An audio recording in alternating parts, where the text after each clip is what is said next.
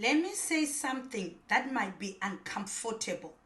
You can be a prayer warrior, an intercessor, even a man or woman of God, or just a Christian and still be spiritually immature. Paul said the Corinth church was still full of spiritual babies. They needed milk, not solid food.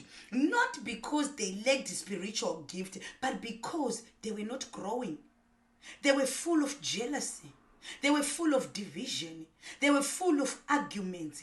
And if we are honest, that's still happening today. So, the real issue isn't, are you a Christian?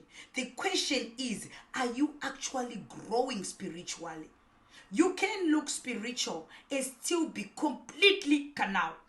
And Paul says that, and Paul said that kind of life affects how you build your entire Christian life.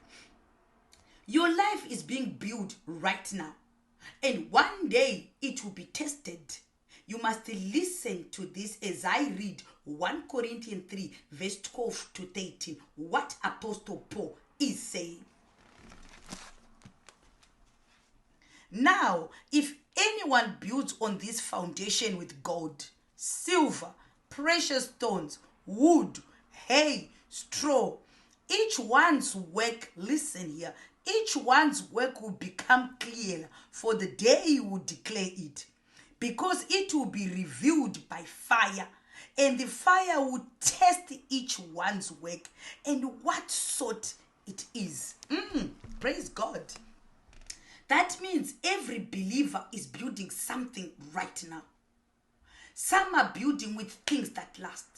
Others are building with things that will not survive. Two people can both be saved, but live completely different lives in God's eyes. So how do you know if you are still a baby spiritual? Let's read 1 Corinthians 3 verse 3. 1 Corinthians 3 verse 3. For you are still carnal, for where there are envy, strife, and division among you, are you not carnal and behaving like mere men? Praise be to God. That's not just personality, that's carnality.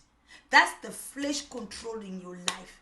Because a mature believer doesn't just know more, they live differently. God is not looking for perfect people, but He is expecting growing people. So don't just ask, am I saved? Ask the right question.